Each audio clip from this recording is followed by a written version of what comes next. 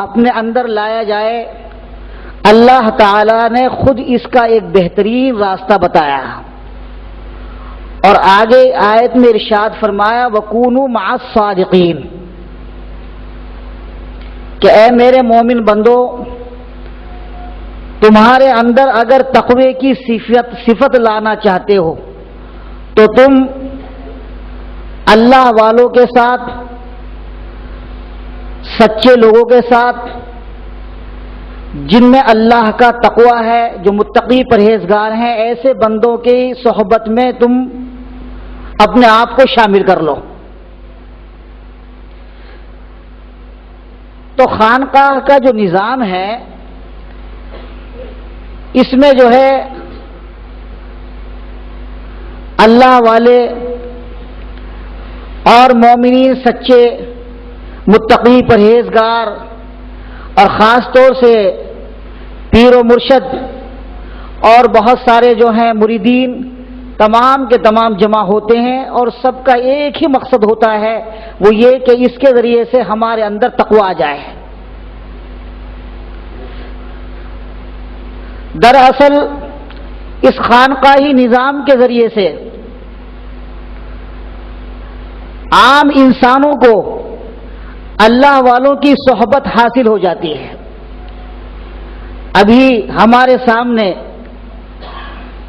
محترم ہمارے افضل پاشا صاحب ماشاءاللہ ایک بہترین تاجر بھی ہیں، اور بہت دنوں سے میرا ان کے ساتھ تعارف بھی ہے۔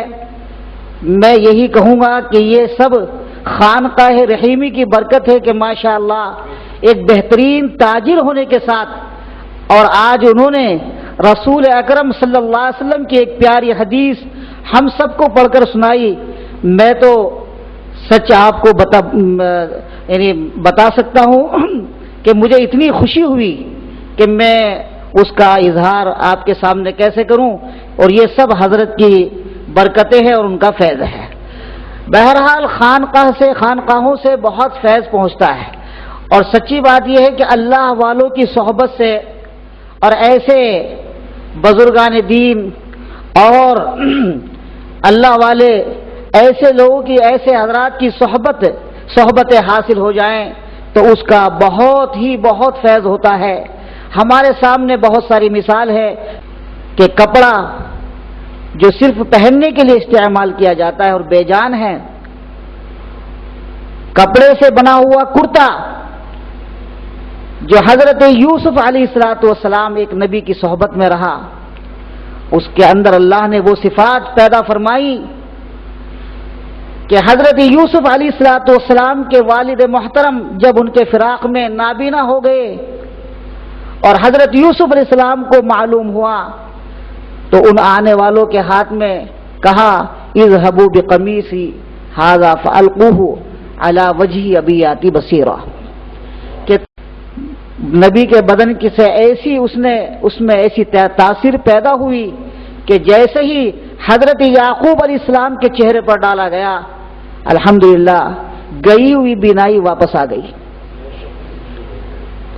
اور بھی بہت ساری مثالیں ہیں، مختصراً یہ عرض ہے کہ جب ایک بے جان کپڑا اور ایک نجس العین جانور کتا اللہ والوں کی صحبت سے ان کے اندر ایسے اتنے اچھے اثرات اور ان کا مقام اور مرتبہ اتنا بلند ہو سکتا ہے، تو یہ انسان اشرف المخلوقات اگر یہ اپنے آپ کو اللہ والوں کی صحبت میں، بزرگوں کی خانقاہوں میں اگر یہ آ کر بیٹھیں تو کیا یہ محروم رہ سکتے ہیں؟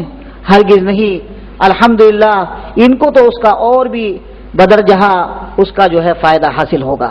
اس لیے میری آپ حضرات سے یہ درخواست ہے اور میں یہ عاجزانہ گزارش کرتا ہوں کہ ہماری یہ مجلس خانقاہ رحیمی، خاص طور سے ہمارے حضرت حبیب الامت سے میری بڑے ادب و احترام سے حضرت سے میری درخواست ہے کہ یہ مجلسیں صرف لائر پالے کے اس محلے میں ہی نہیں، دارالعلوم محمدیہ کی اس مسجد ہی تک ہی نہیں، بلکہ یہ شہر کی تمام مساجدوں میں اور جتنے متعلقین اور متوسلین ہیں، یہ مجلسیں، یہ خانقاہیں جو ہیں ماشاءاللہ پورے شہر میں منعقد ہوں، تاکہ جو ہے عوام کو، عوام الناس کو اس کا زیادہ سے زیادہ فائدہ پہنچے. بلکہ اب تو میری سمجھ میں یہ بات آ رہی ہے، اور شاید اللہ میرے ذہن میں ابھی ڈالا یہ بات، کہ جس طرح ہمارے معاشرے میں مدارس کی ضرورت ہے، مساجدوں کی ضرورت ہے، اور جو ہے جو دعوت کی لائن سے محنت کر رہے ہیں اس کی ضرورت ہے، ایسے ہی الحمدللہ اس نظام کو بھی پورے شہر ہی میں نہیں بلکہ پورے ملک میں ہی نہیں، ساری دنیا میں اس نظام کو خوب آگے قائم کیا جائے، اور خوب اس کو آگے سے خوب بڑھایا جائے، اور لوگوں کو اس کے بارے میں آگاہ کیا جائے اور سمجھایا جائے کہ بھئی انشاءاللہ یہاں پر بھی جو ہے الحمدللہ ایسے لوگوں کی جو ابھی جو ہیں یعنی صحیح دین پر نہیں چل پا رہے ہیں، ان کے لیے یہاں پر جو ہے ماشاءاللہ دین سیکھنے کا اور اپنی اصلاح کرنے کا ایک بہترین یہ بھی ذریعہ ہے، اور اس کو جو ہے خوب عوام تک پہنچایا جائے. اور بھی بہت ساری باتیں ہیں خانقاہ کے تعلق سے، حضرت انشاءاللہ آخر میں آپ کے سامنے عرض کریں گے. میں اپنی چند انہی باتوں پر اپنی بات کو ختم کرتے ہوئے اللہ سے دعا کرتا ہوں کہ اللہ تعالی ہر ہمیشہ قیامت تک ہماری اس خانقاہ رحیمی کو، اور جہاں جہاں پر بھی خانقاہوں میں ماشاءاللہ جو یہ دینی خدمات ہو رہی ہیں، اللہ ان کو قبول فرمائے اور خوب ان میں ترقی عطا فرمائے، اور اللہ تعالیٰ خوب اس کو جو ہے ساری دنیا میں عام اور تام فرمائے. وآخر دعوانا ان الحمدللہ رب العالمین. جیسا کہ ہم جانتے ہیں کہ ذکر بالجہر میں کلمہ طیبہ کا ورد ہوتا ہے، اور یہاں پر ہمارے درمیان حضرت مولانا محمد راشد الخیر قاسمی مدظ اللہ خلیفہ مجاز حضرت حبیب الامت بھی تشریف فرما ہیں. آپ نے اپنی زندگی کا مقصد خود اور دوسروں کو یاد الہی سے سرشار کرنا، عصری تعلیم کے حصول میں لگے لوگوں کو دینی تعلیم کی طرف توجہ دلانا، بچوں، نوجوانوں اور بزرگوں کو مذہبی تعلیم سے روشناس کرانے کا بیڑا اٹھا رکھا ہے. آپ اپنی اصلاحی اور تجدیدی خدمات کے ذریعے امت میں نئی روح پھونکنے اور مسلمانوں کو خواب غفلت سے بیدار کرنے میں علمی، فکری اور اصلاحی خدمات میں مصروف ہیں. میں حضرت والا سے درخواست کروں گا کہ حضرت والا کلمہ طیبہ کے معنی پر روشنی ڈالیں. السلام علیکم ورحمۃ اللہ وبرکاتہ. میرے مخدوم مکرم حضرت حبیب الامت دامت برکاتہم، معزز علماء اکرام، عمائدین شہر، برادران اسلام، بھائیوں، بزرگوں اور دوستوں، حضرت حبیب الامت دامت برکاتہم کی موجودگی میں لب کشائی میرے لیے بڑی مشکل ہے. الامر فوق الادب کے مصداق عرض کرتا ہوں، اللہ تعالیٰ کہنے سے زیادہ ہم سبھی کو عمل کی توفیق عطا فرمائے. ہم جانتے ہیں کہ کلمہ طیبہ لا الہ الا اللہ محمد الرسول اللہ صلی اللہ علیہ وسلم، اللہ تعالیٰ کے سوا کوئی معبود نہیں، اور حضرت محمد صلی اللہ علیہ وسلم اللہ کے رسول ہیں. اس کلمے میں الہ کے معنی خدا کے ہیں، تو لا الہ الا اللہ کے یہ معنی ہو گئے کہ خدا ایک ہے، اور اس کی ایک ذات کے سوا کسی کی خدائی نہیں. وہی ہمارا اور سارے جہاں کا مالک، خالق اور رزاق ہے. زندگی اسی کی طرف سے ہے، مصیبت اور راحت اسی کی طرف سے، اسی سے مانگنا چاہیے، اسی کے آگے سر جھکانا چاہیے، اسی کی عبادت کرنی چاہیے.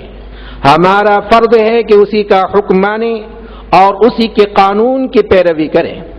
بہرحال لا الہ الا اللہ ایک عہد و پیمان ہے جو اللہ تبارک و تعالی سے کیا جاتا ہے. ظاہر ہے کہ عہد و پیمان ہی اللہ تعالی کی عبادت اور فرما برداری کا سنگ بنیاد ہے. اگر بنیاد مستحکم ہے تو اس پر جو عمارت بنے گی وہ بھی مستحکم ہوگی.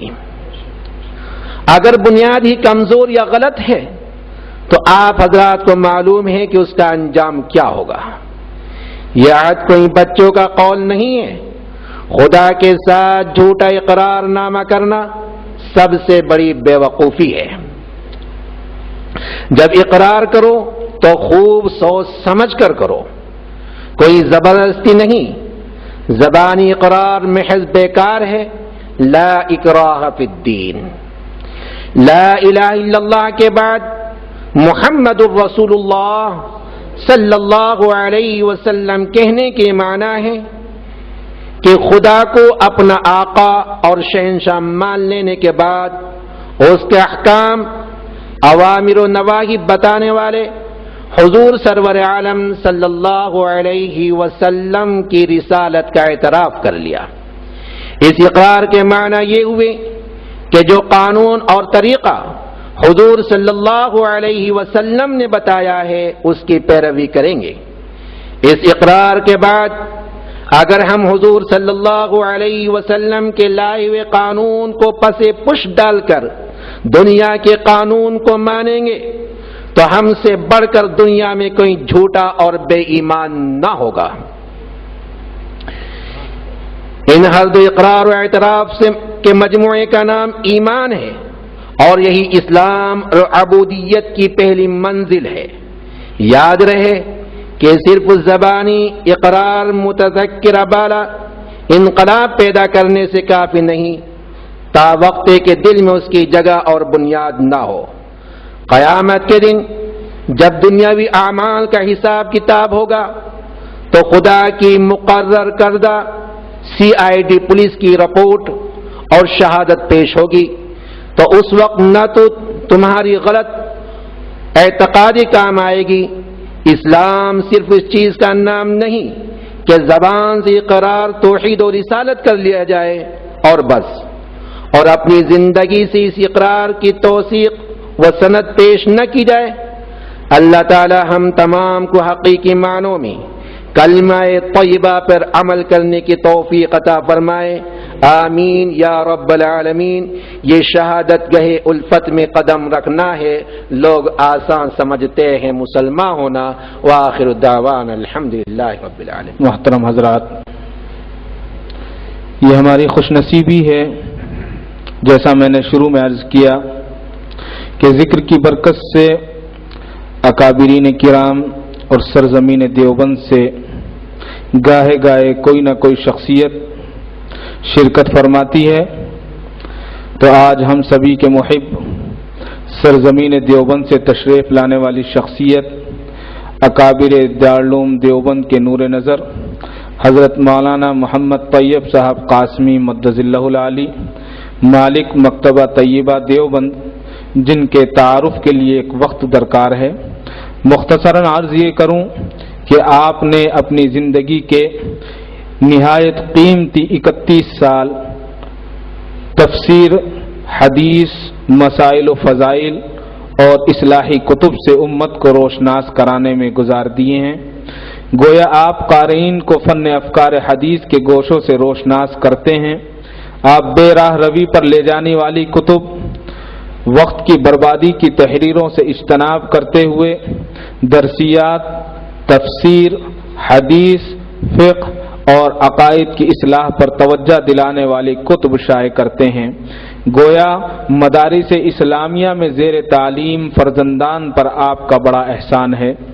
ماشاءاللہ مولانا موصوف نے ذمہ داران مدارس اور طلباء کرام کو معیاری لٹریچر مہیا کرانے کا اپنا نصب العین بنا رکھا ہے. اس موقع پر حضرت مولانا محمد طیب صاحب قاسمی مدظ اللہ العالی کو اپنی اور پوری دنیا علم و ادب کی جانب سے خانقاہ رحیمی مجلس رحیمی کی توسط سے شکر و سپاس پیش کرتا ہوں. دعا فرمائیں کہ اللہ تعالی آپ کے حوصلے جمع رکھے، اور حضرت سے درخواست کروں گا کہ حضرت نے بارہا مجلس رحیمی میں شرکت کی ہے، حضرت مجلس کے تعلق سے اپنے خیالات کا اظہار فرمائیں. حاضرین مجلس، بندے کا تعلق اس سرزمین سے ہے جہاں الحمدللہ محدث، مفکر، مبلغ اور داعی اسلام پیدا ہوئے۔ آ کر تقریر کی کتب چھاپتا ضرور ہے لیکن تقریر کرنے سے عاجز ہے۔ خانقاہ رحیمی دارالعلوم محمدیہ بنگلور میں میرے محب مکرم حبیب الامت حضرت مولانا ڈاکٹر حکیم محمد ادریس حبان رحیمی صاحب امت فیودہم کی خدمت میں اس سے قبل بھی حاضری کی سعادت ہوئی۔ ہمیں معلوم ہے کہ حضرت حبیب الامت صرف جسمانی طبیب ہی نہیں بلکہ روحانی طبیب بھی ہیں۔ احکر کی حاضری کا اصل مقصد روحانی غذا خانقاہ سے پانا ہے۔ خانقاہ رحیمی میں نے ہر شخص کو باادب پایا۔ حبیب الامت کو دیکھتا ہوں کہ آپ بندے ہی سے نہیں بلکہ یہاں پر آنے والے ہر فرقے کے انسانوں سے بے پناہ محبت رکھتے ہیں۔ حضرت حکیم الامت صاحب نے بے انتہا مخلص، بے باک اور خیر پسند طبیعت کے مالک کے ساتھ روحانی و جسمانی طبیب، مصنف، مؤلف، مرتب، مترجم اور بے حد شیریں خطیب ہیں۔ اللہ تعالیٰ نے مجھے سعادت عطا کی کہ آپ کی تصنیفات کو احکر نے مکتبہ طیبہ دیوبند سے شائع کیا، جس سے آج علماء طبقہ بھرپور استفادہ کر رہا ہے۔ آپ کی ہر تصنیف، ہر تحریر، ہر تقریر میں سادگی، قصائص کا وہ خزینہ ہوتا ہے جس سے عوام و خاص آسانی کے ساتھ فائدہ اٹھا لیتے ہیں۔ حضرت حبیب الامت تصوف، تربیت پر جہاں مکمل عبور رکھتے ہیں وہیں آپ کی پختہ تحریریں طبی نقطہ نظر سے امتیازی اہمیت کی حامل ہیں۔ میں اس کو آپ کی 35 سالہ طبی تجربات کا نچوڑ مانتا ہوں۔ حکیم صاحب نے برسوں اپنی حکمت سے جس چراغ کو روشن کر رکھا ہے، آپ کے صاحبزادگان نے اس کو جدید سہولیات سے آراستہ کر کے اس فن کو عظمت عروج بخشا۔ مجھے کچھ کہنے کا حکم دیا اور ذمہ داران نے حوصلہ افزائی فرمائی، جس کا میں تہہ دل سے شکر گزار ہوں اور بارگاہ خداوندی میں دعا گو ہوں کہ اللہ تعالیٰ اس خانقاہ کا روحانی نور چہر جانب پھیلائے۔ آمین ثم آمین۔ السلام علیکم۔ اب سبق یاد کرنے کا وقت آ گیا ہے۔ یہ سبق یاد کرنا ہے اور اس سبق کو یاد رکھنا ہے۔ حضرت الحاج عبدالرشید خان صاحب مدظ اللہ، آپ ایک ریٹائرڈ ٹیچر ہیں، سلوک و تصوف کی راہ پر گامزن ہیں، اکابر و اسلاف علماء کے شیدائی، مساجد و مدارس کی خدمت کے لیے آپ نے اپنے آپ کو وقف کر رکھا ہے۔ یہی خانقاہوں کی تربیت ہے۔ اگر آپ چاہتے تو اپنی پیرانہ سالی کو آرام سے گزارتے، مگر آپ نے وَلَذِكْرُ اللَّهِ اکبر کو اپنی زندگی کا مقصد بنایا۔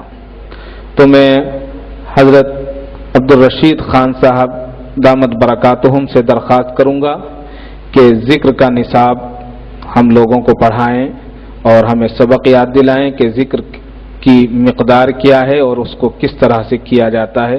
اس کے بعد انشاءاللہ ہم اس کو معمول بنائیں کہ روزانہ ہم ذکر کریں۔ جناب حبیب الامت مدظ اللہ العالی کا میں کتنا تعارف کروں تو بھی کم ہی کم ہے۔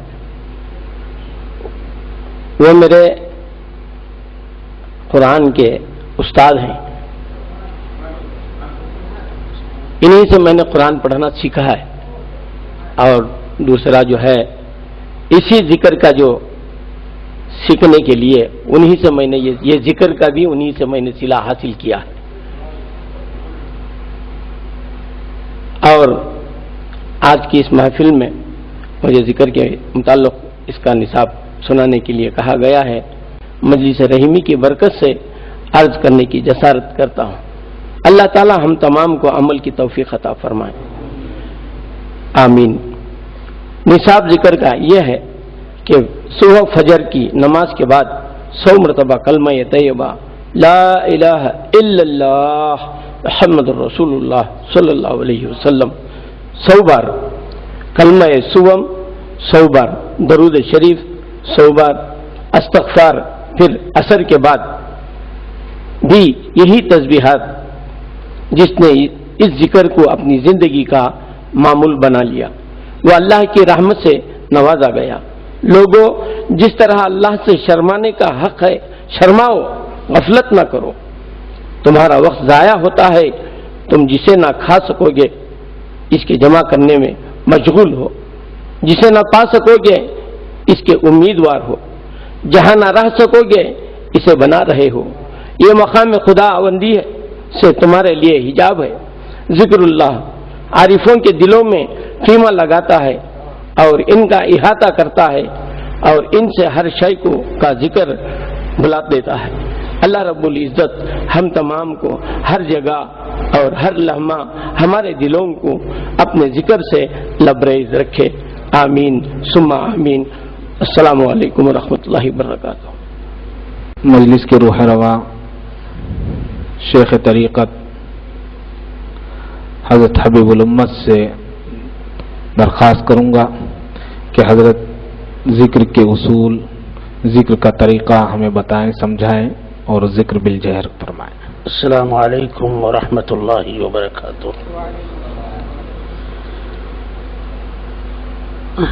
حضرات علماء کرام، اساتذہ کرام اور طلباء عزیز، میں اس نورانی اور متبرک مجلس میں برجستہ اور تہ دل سے آپ تمام حضرات کے سامنے عرض کرتا ہوں کہ یہ حضرات علماء کرام میرے سر کے تاج ہیں اور میں یہ سمجھتا ہوں کہ ان حضرات سے جو میرا تعلق ہے، حقیقت یہ ہے کہ اس تعلق کی بنیاد پر مجھے اللہ تعالیٰ کی رحمت سے امید ہے کہ اللہ تبارک و تعالیٰ کے دربار میں یہ حضرات میری مغفرت کا ذریعہ بنیں گے انشاءاللہ. اس لیے کہ یہ وہ حضرات ہیں جو اس پوری لائن میں بیٹھے ہوئے ہیں، ادھر سے لے کر ادھر تک. یہ وہ حضرات ہیں جو علماء متقین کہلاتے ہیں. اللہ تبارک و تعالیٰ ان حضرات کا سایہ ہم تمام کے سروں پر تعدیر قائم و دائم رکھے اور آج کی اس مجلس کو اللہ تعالیٰ خوب خوب قبول فرمائے. دوستو، اللہ تبارک و تعالیٰ کا ارشاد ہے وَاذْكُرُوا اللَّهَ كَثِيرًا لَعَلَّكُمْ تُفْلِحُونَ، یعنی خدا تعالیٰ کا ذکر بہت زیادہ کرتے رہو تاکہ نجات پاؤ. پیران پیر دستگیر شیخ عبد القادر جیلانی رحمۃ اللہ علیہ نے اپنی کتاب فتوح الغیب کے 6 مقالے میں لکھا ہے کہ حدیث قدسی میں وارد ہے کہ میرا مومن بندہ جب نفلی عبادتوں سے میرا ہمیشہ قرب چاہتا ہے، یہاں تک کہ میں اسے دوست کر لیتا ہوں، تو اس کا کان بن جاتا ہوں جس سے وہ سنتا ہے، اور آنکھ بن جاتا ہوں جس سے وہ دیکھتا ہے، اور اس کا ہاتھ ہو جاتا ہوں جس سے وہ پکڑتا ہے، اور اس کا پاؤں بن جاتا ہوں جس سے وہ چلتا ہے. اور اس کا مفہوم دوسرے لفظوں میں یہ ہے کہ وہ مجھ سے ہی سنتا ہے، مجھ سے ہی دیکھتا ہے، مجھ سے ہی پکڑتا ہے، مجھ سے ہی سمجھتا ہے. ذکر کا شمار نفلی عبادتوں میں ہے، تو یہ ثابت ہوا کہ کثرت ذکر کی وجہ سے بندے کو قرب خداوندی نصیب ہوتا ہے. حضرت خواجہ محی الدین چشتی اجمیری رحمۃ اللہ علیہ نے اپنے مکتوب میں لکھا ہے کہ رسول خدا صلی اللہ علیہ وسلم نے ارشاد فرمایا ذکر کرنا زبان سے یہ تعلق ہے دنیا کا، اور دل سے ذکر کرنا راحت ابدی ہے، اور مدام ذکر خفی کرنا کمال انسانی ہے اور مرتبہ بقائے باللہ ہے. اس کو پائیداری ہے اور ہمیشگی ہے. جب آدمی اللہ اللہ میں محو ہو گیا تو اللہ کے سوا کچھ نہ رہا، بس اللہ کی ذات کو فنا نہیں، اللہ باقی من کل فانی. حضرت امام شافعی رحمۃ اللہ علیہ فرماتے ہیں اے اللہ، اے میرے اللہ، دن اچھا نہیں لگتا مگر تیری یاد کے ساتھ، اور رات اچھی نہیں لگتی مگر تجھ سے راز و نیاز کے ساتھ. دوستو، ذاکر کو چاہیے کہ ہر طرف سے خیال ہٹا کر صرف دل پر اپنے